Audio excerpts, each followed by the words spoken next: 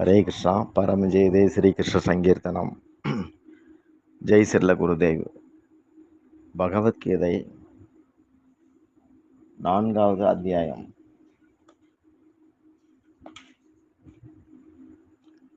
பதம் 1, 2 ரெண்டும் பார்க்கலாம். பகவான் பேசுறார். ஸ்ரீ பகவான் வாச்ச இமம் விவஸ்வதே யோகம் புரோக்தவான் அகம் அவ்யயம் விவஸ்வான் மனவே பிராக மனுர் இக்ஷ்வாகவே பிரவித். நான் இந்த அழிவற்ற யோகத்தை சூரியனுக்கு சொன்னேன். அவன் தன் புதல்வனான வைவஸ்வத மனுவுக்கு சொன்னான். மனு தன் புதல்வனாகிய இஸ்வாகு மன்னருக்கு சொன்னான். விளக்கம்: கண்ணபிரான் அருளிய கர்மயோகம் அனாதி காலமா இருக்கிறது.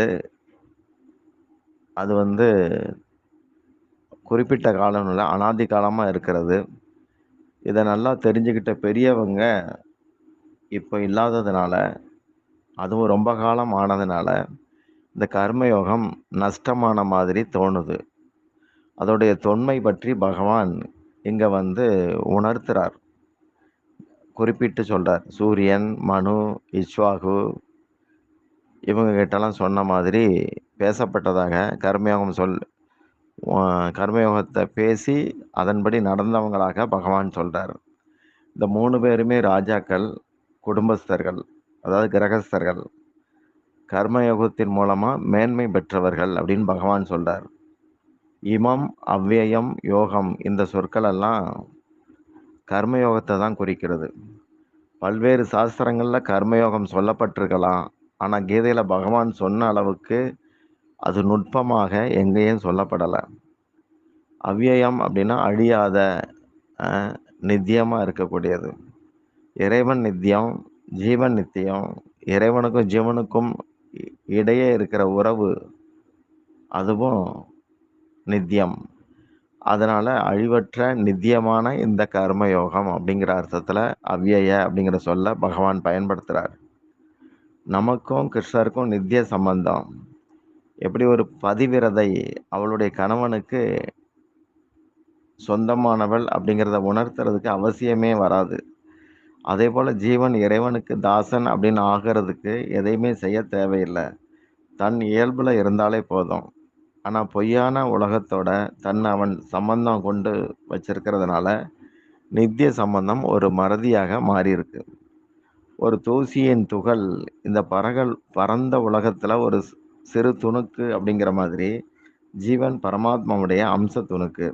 அதே போல் அந்த ஜீவனுடைய சரீரம் விசாலமான இந்த ஜட உலகத்தில் ஒரு மிகச்சிறிய கூறு. அதனால் கர்மம் அப்படிங்கிறது உலகுக்கானது, யோகம் அப்படிங்கிறது தனக்கானது. ஆதியில் சூரியனுக்கு சொன்னேன் அப்படிங்கிறார் பகவான் கிருஷ்ணர். சூரியன் எப்போவுமே தன் கடமையை செய்கிறதுனால இப்படி சொல்கிறார். பரோபகாரமாக, லோக நன்மைக்காக சூரியன் பாடுபடுறத எல்லாரும் தெரிஞ்சிருக்கிறோம். லோக நன்மையில் சுயநலம் இருக்காது, கர்வம் இருக்காது, ஆசை இருக்காது, பற்று இருக்காது. நீயும் அது மாதிரி இருந்து செயல்படுன்னு பகவான் சொல்கிறார். சூரியன் வரவும் பிராணிகள்லாம் விழிக்கிறாங்க, எழுந்துடுறாங்க, பார்வை பெறுறாங்க, வேலைக்கு கிளம்புறாங்க. மக்களுக்கு கடமை உணர்வு பற்றிய நினைப்பே சூரியன் வரவும் தான் உண்டாகுது. எனவே உலகுக்கு ஒரு வகையில் சூரியன் ஆத்மாவாட்டம் திகழ்கிறான். அதனால் சூரியனுக்கு உபதேசித்தா அந்த உபதேசம் எல்லா பிராணிகளுக்கும் கிடைக்கும் அப்படிங்கிற அர்த்தத்தில் பகவான் முதல்ல சூரியனுக்கு உபதேசித்து இருக்கிறார். குடும்பஸ்தர்களுக்கு கர்மயோகம் சிறப்பான ஒரு வித்தை. கிரகஸ்தர்கள் தான் பிற ஆசிரமங்களையும் போஷிக்கிறவங்க, ஆதரிக்கிறவங்க. அடுத்து 2வது ஸ்லோகம். ஏவம் பரம்பரா பிராப்தம் இமம் ராஜ ரிஷயோ விதுகு சக காலேன இக மகதா யோக நஷ்ட பரந்தபா. எதிரிகளை தவிக்க செய்பவனே, இவ்வாறாக பாரம்பரியமாக வந்த யோகமானது ராஜ ரிஷிகளால் அறியப்பட்டிருந்தது. காலப்போக்கில் அது மறைந்தது போல ஆகியிருக்கிறது. சூரியன், மனு, இட்ஸ்வாகு இந்த மன்னர்கள் குடும்ப கடமை அப்படியே அதில் இருந்துட்டு நாட்டையும் பார்த்துக்கிட்டு கர்மயோகத்தை அனுசரித்து மக்களையும் அதே போல் கடைப்பிடிக்க வச்சவங்களாக இருந்திருக்காங்க. அதனால தான் மன்னர்களுக்கு இப்படி பற்றின்றி கடமையாற்றல் சொந்த வித்தையாக இருந்ததை பகவான் இங்க உணர்த்துறார். இதே கர்மயோகம் ஒவ்வொரு குடும்பம், சமூகம், கிராமம் முதலான தலைவர்கள், முதலான இடத்துல இருக்கிற தலைவர்கள், முக்கிய மனுஷங்களால தெரிஞ்ச விஷயமா இருந்தது கர்மயோகம். பாரத மன்னர்கள் நாளுக்கு நாள் கடமையாற்றுவதிலையும், நாட்டை தர்மத்தின் பாதையில கொண்டு போறதுலயும் திறமையோட இருந்திருக்கிறாங்க.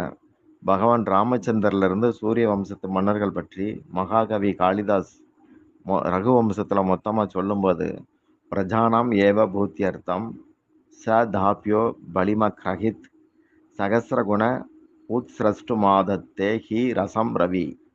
சூரியன் பூமியிலிருந்து நீரை ஆவியாக்கி பின்னர் அதைவிட 1000 மடங்கு மழையை பெய்விப்பதற்காக செயல்படுகிறான். அங்கு சுயநலம் இல்லை. அதே போல சூரிய வம்சத்து மன்னர்களும் மக்கள் நலனுக்காக சிறிது சிறிதாக வரி வசூலித்து பல மடங்கு தேசத்துக்கு செய்தார்கள் அப்படிங்கிறார். ஆட்சியாளர்கள்ட்ட கள்ளத்தனம் இருக்கக்கூடாது. கலிகாலத்தில் அதிகார பொறுப்பில் கொள்ளக்காரனும் திருடனும் வழிப்பறிக்காரனும் கபடனும் தான் ஆட்சி அந்தஸ்தில் இருப்பாங்கன்னு சாஸ்திரங்கள் சொல்லுது. பல நாடுகள் விபச்சாரத்திலையும் சாராயத்திலையும் தான் சம்பாதிக்க ஆரம்பிக்கும். குடி, சூது, மாது இது வந்து ஒரு பெரிய பலவீனம், பாவமும் கூட. இந்த மூணும் ஒன்றுக்கு ஒன்று தொடர்புடைய அநியாயங்கள். இப்போ இந்த மூணுல குடிங்கிற அயோக்கியத்தனத்தால தான் நம்ம அரசு வந்து பணம் பண்ணிக்கிட்டு இருக்கு. அதுதான் அவங்களுக்கு பெரிய வருமானமாக இருக்கு. ஆனால் வேத பாரம்பரிய காலத்தில் விவசாயம், பசு பராமரிப்பு மட்டும்தான் நாட்டுக்கு வருமானம் தரக்கூடியதாக இருந்தது. சாந்தோக்கிய உபனிஷத் 5:11-5 அஸ்வபதி அப்படிங்கிற மன்னன் பேசுறதாக ஒரு விஷயம் வருது. ந மே ஸ்தேனோ ஜனபதே ந கதரியோ ந மத்தியபக நானாகி தாக்னீர் ந வித்வான் ந ஸ்வைரினி குதக. என் நாட்டில் கள்வர்கள் இல்லை, கஞ்சன் இல்லை, குடிகாரன் இல்லை, குழம்பியவனும் இல்லை, முட்டாள்கள் இல்லை, அக்னிகோத்திரம் செய்யாதவர்களே இல்லை, பிறன்மனை நாடுபவனும் இல்லை. இந்நிலையில் விலை மாதர் எவ்வாறு இருக்க முடியும்? இப்படி அந்த ராஜா பேசுறார், அஸ்வபதிங்கிற ராஜா. இந்த அஸ்வபதி மன்னர்கிட்ட 6 ரிஷிகள் பிரம்ம வித்தை படித்ததாக சாஸ்திரத்தில் இருக்கு. விதிக்கப்பட்ட கடமைகள் குல தர்மம் அப்படின்னு வரும்போது மூலதனத்துக்கு அவசியம் இல்லை. முதல் ஸ்லோகத்தில் அவ்யயம் அழிவற்ற யோகம்னு பகவான் சொன்னார். இங்கே வந்து நஷ்ட மறைந்து போனது போல அப்படிங்கிறார். இதன் பொருள் யோக தத்துவத்தை கடைப்பிடிக்கிற மனுஷங்க குறைஞ்சி போயிட்டாங்க அப்படிங்கிறது அர்த்தம்.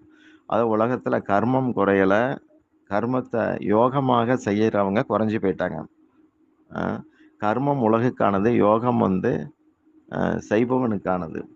செயல் மூலமாக விடுபட்டு இறைவன் அடையிறது கர்மயோகம். செயலை செய்தால் பலன் கிடைக்குது, பகவானும் கிடைப்பார். அப்படிங்கும்போது அந்த செயல் யோகமாக சொல்லப்படுது. மனித சரீரம் தன்னலம் இல்லாமல் தொண்டாற்ற தரப்பட்டது. ஆனால் மனுஷங்க இரவு பகலாக சுகத்துக்காகவும் புகழ் வேண்டியும் பெரும் முனைப்பில் ஈடுபட்டு இருக்காங்க. சுயநலம் கூடுனதுனால சேவை, பணிவு, மரியாதை இந்த எண்ணங்கள் எல்லாம் போயிடுச்சு. எதுக்காக மனித சரீரம் கிடைச்சதோ அது மறைஞ்சு போயிடுச்சு. இதைத்தான் நஷ்ட அப்படிங்கிற அர்த்தத்தில் பகவான் சொல்கிறார். ஹரே கிருஷ்ணா.